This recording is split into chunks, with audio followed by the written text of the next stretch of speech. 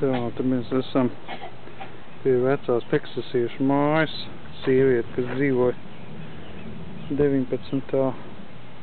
gadsimta beigās šeit atrājot un 7 bērnus uzaudzēja. Viņi te ir nosponsorējuši, ka šitā māja te ir botāniskajā dārzā. Te var redzēt. Vai kur viņi ir? Tā kā Brīvdabas muzejā kaut kas tāds.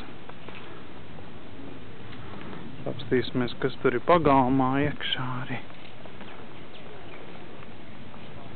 Te var redzēt, skurstens ir mājas galā.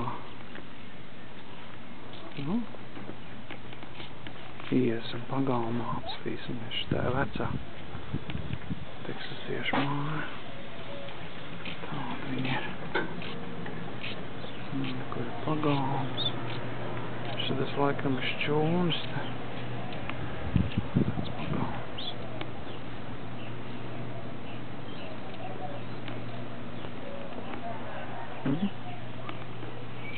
Kā viņi izskatās no otras puses.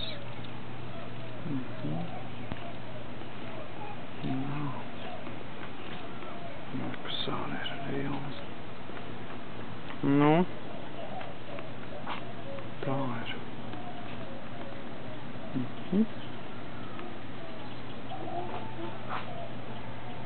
Nu, te mēs esam. Ventilatorā ir augšā. Otrs. Tālāk botāniskais dārzs. Te mēs esam.